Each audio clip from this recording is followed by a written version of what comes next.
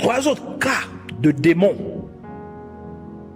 se propageant dans la lignée familiale sont, premièrement, le cas de Sarah, l'épouse d'Abraham, qui était stérile jusqu'à ce que Dieu intervienne pour elle afin qu'elle donne naissance à Isaac à l'âge de 90 ans.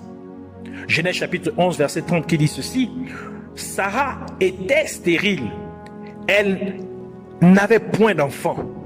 Genèse 21, verset 1 à 3, ajoute ceci: l'Éternel se souvint de ce qu'il avait dit à Sarah, et l'Éternel accomplit pour Sarah ce qu'il avait promis. Sarah devint enceinte et elle enfanta un fils, Abraham, dans sa vieillesse, au temps fixé dont Dieu lui avait parlé. Abraham donna le nom d'Isaac au fils qui lui était né, que Sarah lui avait enfanté. Le deuxième cas était celui de Rebecca, la femme d'Isaac, qui était également stérile jusqu'à ce qu'Isaac pria Dieu pour qu'elle ait des enfants. Et elle donna naissance à Ésaü et Jacob. Genèse chapitre 25, verset 21 qui dit ceci: Isaac implora l'Éternel pour sa femme, car elle était stérile. Et l'Éternel exauça. Rebecca, sa femme, devint enceinte. Et le dernier cas est celui de Léa et Rachel, les épouses de Jacob, qui étaient également stériles, jusqu'à ce que Dieu eut pitié de Léa, car Dieu vit qu'elle était haïe ou non aimée. Et elle eut ainsi 7 enfants. Et plus tard, Dieu eut pitié de Rachel, alors qu'elle le pria, et elle donna naissance à Joseph et à Benjamin respectivement. Genèse chapitre 29, verset 31 qui dit ceci: l'Éternel vit que Léa n'était pas aimée, et il la rendit féconde, tandis que Rachel était stérile. Genèse chapitre 30, verset 22 à 24 qui dit ceci: Dieu se souvint de Rachel, il l'exauça et la rendit féconde. Elle devint enceinte et enfanta un fils. Et elle dit: Dieu a enlevé mon opprobre. Elle lui donna le nom de Joseph en disant que l'Éternel m'ajoute un autre fils. Ce qui était commun à la lignée familiale de Sarah, Rebecca, Léa et Rachel est le fait que leurs pères respectifs, c'est-à-dire Térak, père de Sarah, Bethuel, père de Rebecca, et Laban, père de Léa et Rachel, étaient des idolâtres. Ils étaient tous des idolâtres. Josué chapitre 24 verset 2 qui dit ceci: Josué dit à tout le peuple: ainsi par l'Éternel, le Dieu d'Israël, vos pères, Térak, père d'Abraham et père de Nachor, habitaient anciennement de l'autre côté du fleuve, et ils servaient d'autres dieux. Genèse chapitre 31 verset 19 qui dit ceci: tandis que Laban était allé tondre ses brebis, Rachel déroba les téraphins de son père, c'est-à-dire les idoles de son père. Et derrière chaque idole, il y a un démon opérant, comme la parole de Dieu nous le révèle dans 1 Corinthiens chapitre 10 verset 19 à 20 qui dit ceci: que dis-je donc? Que la viande sacrifiée aux idoles est quelque chose ou qu'une idole est quelque chose? Nullement. Je dis que ce qu'on sacrifie, on le sacrifie à des démons et non à Dieu. Or, je ne veux pas que vous soyez en communion avec les démons. Et tous ces 3 hommes étaient de la même lignée familiale, car Téra était le père de Sarah et il était le grand-père de Bethuel, et Bethuel était le père de Laban. Et ainsi, cela produisit des emprises encore plus fortes pour les démons qui furent propagés dans la lignée familiale, car tous étaient des idolâtres, c'est-à-dire Térak, Bethuel et Laban. Donc le fait qu'ils aient perpétré ces péchés d'idolâtrie dans la famille, cela donne encore plus d'emprise aux démons qui se sont propagés dans la lignée familiale sur toute la famille. Par conséquent, à cause de ce culte d'idolâtrie, Les démons qui opéraient derrière chaque idole que Térak, Bethuel et Laban adoraient, chacun causèrent la stérilité dans la lignée familiale. Ainsi Sarah, Rebecca, Léa et Rachel ont été toutes victimes de ces forteresses démoniaques jusqu'à ce que Dieu intervint en brisant cette stérilité dans leurs vies respectives. Et c'est à cause de l'idolâtrie de Térak que Dieu demanda à Abraham de quitter la maison de son père et aussi ses parents, car Térak était aussi le père d'Abraham, comme nous l'avons lu. Mais il était d'une mère différente de celle de Sarah. Genèse chapitre 12, verset 1 à 3, qui dit ceci. L'Éternel dit à Abraham, va-t'en de ton pays, de ta patrie, de la maison de ton père, dans le pays que je te montrerai. Je ferai de toi une grande nation, je te bénirai, je rendrai ton nom grand, et tu seras une source de bénédiction. Et je bénirai ceux qui te béniront, et je maudirai ceux qui te maudiront. Et toutes les familles de la terre seront bénies en toi. Le fait que Dieu demanda à Abraham, dont le nom fut changé plus tard en Abraham, de quitter sa parenté et la maison de son père, qui étaient des idolâtres, nous dit que pour que le plan de Dieu pour votre vie vienne à s'accomplir et pour que la bénédiction de Dieu puisse se manifester dans votre vie, vous devez vous éloigner des mauvaises voies de votre lignée familiale. En d'autres termes, vous devez vous libérer de l'esclavage des bastions démoniaques de votre lignée familiale. Un autre scénario où les démons peuvent se propager dans la lignée familiale est lorsqu'un enfant est né hors mariage, c'est-à-dire d'une relation conjugale, ou c'est-à-dire qu'il est né d'une relation hors conjugale, où il n'y a point d'alliance de mariage, ou lorsqu'un enfant est né d'une relation impie, c'est-à-dire une relation illégale aux yeux de Dieu, interdite aux yeux de Dieu. Par exemple, le frère et la sœur mariés ensemble, ou le père et la fille mariés ensemble, ou la mère et le fils mariés ensemble, etc. Tel que la parole de Dieu nous le dit dans Deutéronome chapitre 23 verset 2, qui dit ceci: celui qui est issu d'une union illicite n'entrera point dans l'assemblée de l'Éternel.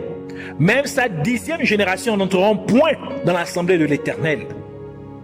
C'est pourquoi les enfants nés à la suite de fornication ou d'adultère ou de toute union interdite connaissent plus de problèmes dans leur vie que les enfants nés d'une union convenable de mariage.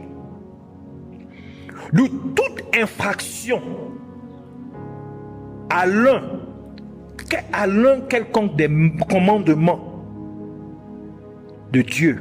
En d'autres termes, tout péché une personne pourrait commettre, des démons écriraient dans un livre et ce péché aurait un impact négatif sur la vie de la personne, et cela pourrait également être retenu contre les enfants, contre ses enfants, ses petits-enfants, arrière-petits-enfants et arrière-arrière-petits-enfants.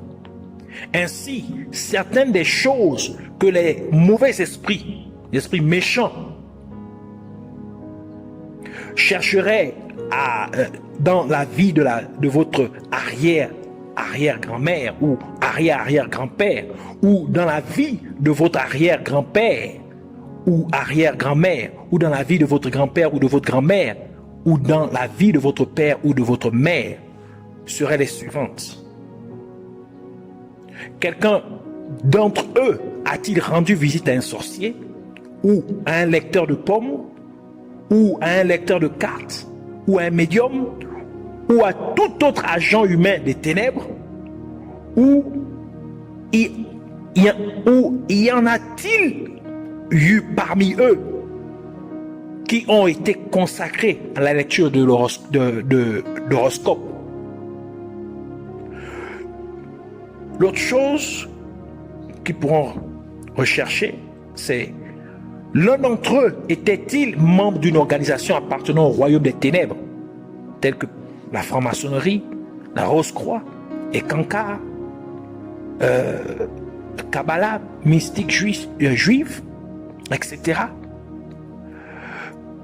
L'un d'entre eux était-il dans l'adoration ou le culte des ancêtres? L'un d'entre eux était-il impliqué dans un faux culte? Quelqu'un d'entre eux adorait-il une idole? Quelqu'un a-t-il versé du sang d'innocent? Quelqu'un d'entre eux a-t-il fait quelque chose, quelconque pacte? Quelqu'un d'entre eux a-t-il fait un vœu qui n'a pas accompli? Quelqu'un d'entre eux avait-il une malédiction sur sa vie? Est-ce que l'un d'entre eux eut à commettre un avortement ou a consenti à avorter une grossesse? Quelqu'un a-t-il eu des rapports sexuels avec une personne de même sexe, ou avec un enfant, ou avec un animal, ou tout autre type de pratique sexuelle impie? Quelqu'un a-t-il violé une autre personne? Quelqu'un est-il né hors mariage ou d'une union interdite? Voici quelques exemples de choses que les esprits méchants vont chercher, fouiner dans la lignée familiale, dans votre lignée familiale. Quelques autres principes énoncés dans la parole de Dieu pour faire face aux démons qui se propagent dans votre lignée familiale. Ézéchiel chapitre 18 verset 19 à 20 dit ceci: vous dites, pourquoi le fils ne porte-t-il pas l'iniquité de son père? C'est que le fils a agi selon la droiture et la justice. C'est qu'il a observé et mis en pratique toutes mes lois. Il vivra. L'âme qui pêche, c'est celle qui mourra. Le fils ne portera pas l'iniquité de son père et le père ne portera pas l'iniquité de son fils. La justice du juste sera sur lui et la méchanceté du méchant sera sur lui. Ézéchiel chapitre 18 verset 1 à 9 qui dit ceci: la parole de l'Éternel me fut adressée en ces mots. Pourquoi dites-vous ce proverbe dans le pays d'Israël? Les pères ont mangé des raisins verts et les dents des enfants ont été agacées. Je suis vivant, dit le Seigneur, l'Éternel. Vous n'aurez plus lieu de dire ce proverbe en Israël. Voici, toutes les âmes sont à moi, l'âme du Fils comme l'âme du Père. L'une et l'autre sont à moi. L'âme qui pêche, c'est celle qui mourra. L'homme qui est juste, qui pratique la droiture et la justice, qui ne mange pas sur les montagnes et ne lève pas les yeux vers les idoles de la maison d'Israël, qui ne déshonore pas la femme de son prochain et ne s'approche pas d'une femme pendant son impureté, qui n'opprime personne, qui rend au débiteur son gage, qui ne commet point de rapine, qui donne son pain à celui qui a faim et couvre d'un vêtement celui qui est nu, qui ne prête pas à intérêt et ne tire point d'usure, qui détourne sa main de l'iniquité et juge selon la vérité entre un homme et un autre, qui suit mes lois et observe mes ordonnances en agissant avec fidélité. Celui-là est juste, il vivra, dit le Seigneur l'Éternel. Jérémie chapitre 31 verset 29 à 30 ajoute ceci: en ces jours-là, on ne dira plus les pères ont mangé des raisins verts et les dents des enfants ont été agacées, mais chacun mourra pour sa propre iniquité. Tout homme qui mangera des raisins verts, ses dents en seront agacées. Deutéronome chapitre 24 verset 16 dit ceci: on ne fera point mourir les pères pour les enfants, et l'on ne fera point mourir les enfants pour les pères. On fera mourir chacun pour son péché. Alors, en priant, en utilisant les versets ci-dessus, vous aidera à annuler l'impact des péchés dans votre lignée familiale, une fois que vous les aurez confessés et abandonnés, et que vous êtes assuré de ne pas commettre les mêmes mauvaises actions, mais de vivre une vie de sainteté en Jésus-Christ, car la parole de Dieu dit que lorsque vous êtes en Christ Jésus, vous êtes une nouvelle créature. Vous pouvez donc également utiliser les versets suivants 2 Corinthiens chapitre 5 verset 17 qui dit ceci: si quelqu'un est en Christ, il est une nouvelle créature. Les choses anciennes sont passées. Voici que toutes choses sont devenues nouvelles. Donc lorsque vous êtes en Christ, rassurez-vous que vos actions, vos dires demeurent en Christ, demeurent dans la lumière, afin que cela ne fasse pas renaître ou ramener les mauvaises actions de vos aïeux à se porter contre vous. Galates chapitre 3 verset 13 ajoute ceci: Christ nous a rachetés de la malédiction de la loi, étant devenu malédiction pour nous, car il est écrit: maudit quiconque est pendu au bois. Donc en d'autres termes, vous pouvez utiliser aussi ces versets pour prier contre l'impact des péchés commis par vos aïeux et pour annuler la propagation ou les mauvaises œuvres des démons qui sont propagés dans votre lignée familiale. Le tel de la famille n'est pas seulement utilisé pour évaluer votre prière en fonction des péchés commis dans votre lignée familiale, mais aussi pour l'évaluer en fonction des bonnes choses faites dans votre lignée familiale. Car notre écriture principale du livre d'Exode chapitre 20 verset 5 dit aussi que Dieu fait preuve de miséricorde jusqu'à 1000 générations de ceux qui aiment Dieu et gardent ses commandements. Cela signifie que si quelqu'un dans votre lignée familiale a vraiment servi Dieu jusqu'à sa mort, tout ce qu'une telle personne aurait fait au cours de sa vie sur terre pour l'amour de Dieu aurait un énorme impact positif sur la lignée familiale. Et un tel impact est beaucoup plus durable que l'un des mots qui auraient pu être commis par quelqu'un de votre lignée familiale. Car l'impact de quelqu'un qui a servi Dieu dans votre lignée familiale va jusqu'à 1000 générations, se propage jusqu'à 1000 générations.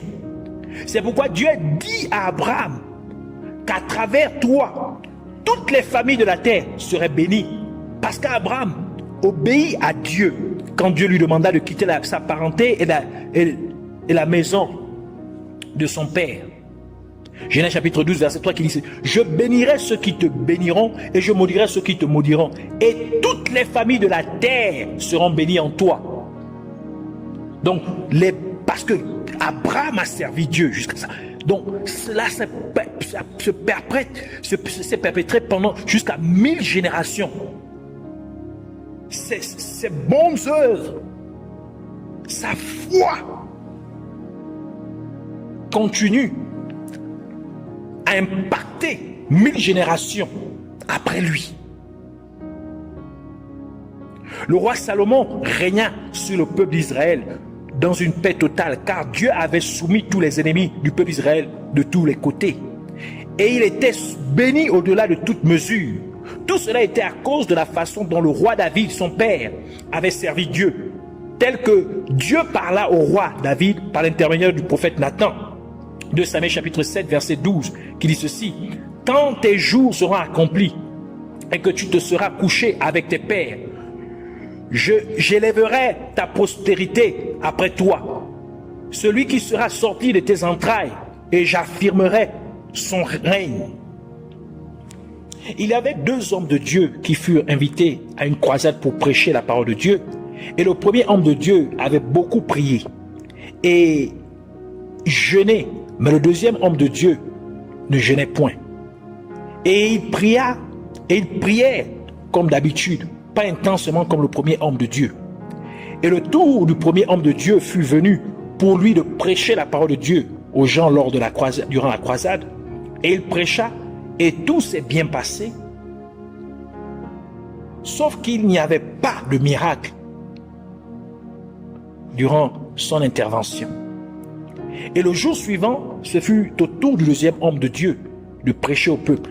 Et comme il priait pour le peuple pendant la croisade, plusieurs miracles se produisirent. Après la fin de la croisade, le premier homme de Dieu était tellement frustré contre Dieu qu'il dit à Dieu: j'ai jeûné, j'ai beaucoup prié, mais tu n'as pas fait de miracle quand quand je suis intervenu à la croisade. Mais pour cet homme qui ne prie pas autant que moi, qui n'a même pas jeûné, tu as fait des miracles. Alors Dieu lui répondit et lui dit, le père de ce serviteur m'a servi de toute sa vie. Et son grand-père aussi m'a servi de tout son cœur.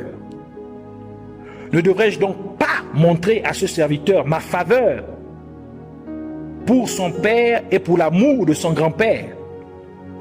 Donc, d'un autre côté, ton père était un sorcier et ton grand-père était aussi un sorcier.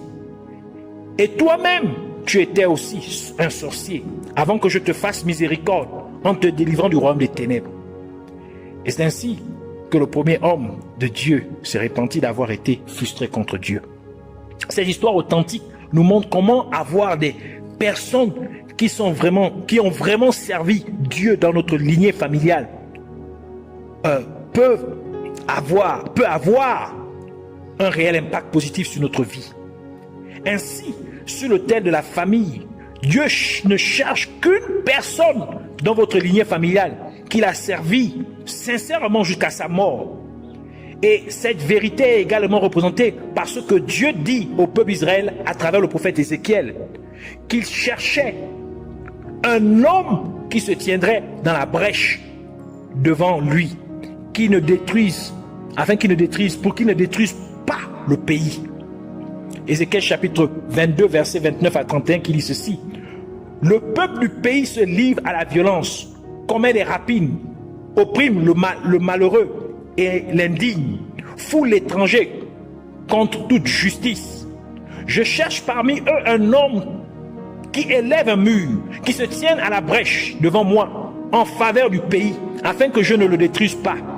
Mais je n'en trouve point. Je répandrai sur eux ma fureur, je les consumerai par le feu de ma colère. Je ferai retomber leurs œuvres sur leur tête, dit le Seigneur l'Éternel. Alors c'est pour dire que rien que une seule personne qui aurait servi Dieu jusqu'à sa mort dans votre lignée familiale a un impact vraiment important sur toute votre lignée familiale. Et Dieu ne cherche que cette personne-là. Dans chaque famille, une seule personne qui l'aurait servi. Dans chaque lignée familiale, une seule personne, s'il puisse trouver seulement une seule personne. Mais ce n'est pas chose facile. Alors nous voulons prier pour remercier Dieu au nom de Jésus-Christ pour sa parole, pour demander à Dieu aussi, au nom de Jésus-Christ, de faire en sorte que chaque être humain puisse faire face au péché de sa lignée familiale. Nous voulons prier aussi, au nom de Jésus-Christ, pour demander à Dieu de faire en sorte que dans la lignée familiale de chaque être humain se trouve au moins une personne qui aurait servi Dieu de tout son cœur jusqu'à sa mort. Et enfin, nous voulons prier pour remercier Dieu d'avoir répondu à nos prières. Alors, joins-toi à moi en prière au nom de Jésus-Christ. Père éternel, Dieu de gloire, Dieu tout-puissant, Dieu de merveille, Dieu de prodige, te remercions vraiment pour ta parole, pour nous avoir enseigné et nous avoir révélé ces choses cachées, nous avoir rappelé, nous avoir montré encore l'impact que nos péchés peuvent avoir sur nos descendants, ou que les péchés de nos ancêtres peuvent avoir sur nous et sur nos descendances. Merci pour ta parole. Merci pour, Seigneur, ces révélations. Au nom de Jésus-Christ. Nous venons implorer ta miséricorde, Seigneur, sur chaque être humain, sur la lignée familiale de chaque être humain, Seigneur. Au nom de Jésus-Christ, pardonne nos péchés. Non seulement nos péchés, mais les péchés de nos aïeux, de nos ancêtres, de nos pères, de nos grands-pères, de nos arrière-grands-pères, arrière-arrière-grands-pères, au nom de Jésus-Christ. Aie pitié de nous, Seigneur, ô Dieu de gloire, et par le sang de ton Fils Jésus-Christ, qui a coulé à la croix de Golgotha, oui, ton sang, que tu puisses, Seigneur, ôter le péché, Seigneur, de nos péchés, le péché de nos aïeux et anéantir l'impact que ces péchés auraient sur nos vies et sur nos descendants, sur notre lignée familiale au nom de Jésus. Ainsi que tu puisses ôter la légalité que les démons qui sont propagés dans le lignée familial aient pu avoir, que l'armure ou les armes auxquelles ils font confiance soient ôtées au nom de Jésus, afin qu'il n'ait plus de fondement pour régner et se perpétrer dans notre lignée familiale au nom de Jésus. Et comme tu as dit, Seigneur, que les enfants n'auront plus à mourir pour les fautes de leur père, ni les pères pour les fautes de leurs enfants, mais que c'est l'âme qui pêche qui devra mourir. Seigneur, que nous n'ayons plus à payer pour les fautes de nos aïeux, au nom de Jésus-Christ. Que les enfants n'aient plus à payer pour nos fautes ou les fautes de nos aïeux, au nom de Jésus-Christ. Tu as dit qu'on ne dira plus ce proverbe, que les pères ont mangé les raisins verts et les fils, les dents des fils sont agacées. Seigneur, laisse que maintenant cela prenne fin au nom de Jésus-Christ. Et tu as dit que tout ce que nous allons lier sur la terre sera lié dans les cieux. Et tout ce que nous allons délier sur la terre sera délié dans les cieux. C'est pourquoi au nom de Jésus, nous levons contre tout démon, famille, tout démon qui opère dans notre lignée familiale. Nous les déracinons au nom de Jésus. Nous commandons, vous, esprits maléfiques, démoniaques. Vous n'avez plus de légalité dans nos familles, dans notre lignée familiale. Car notre Dieu a pardonné nos fautes. Donc votre emprise sur nos familles a pris fin au nom de Jésus. Et Jésus-Christ a dit en son nom, nous chassons les démons. C'est par conséquent, nous vous commandons de libérer maintenant et de partir dans les abîmes de l'enfer une fois pour toutes au nom de Jésus. Que vos malédictions puissent maintenant cesser dans notre lien familial. Que vos malédictions, que vos maladies, vos infections, vos anomalies, vos défaits, les défauts que vous avez causés, les dégâts que vous avez causés dans le lien familial puissent maintenant prendre fin au nom de Jésus-Christ. Et la parole de Dieu dit que Jésus-Christ a aboli, a effacé toutes les ordonnances d'écriture qui parlaient contre nous et les a cloués à la croix.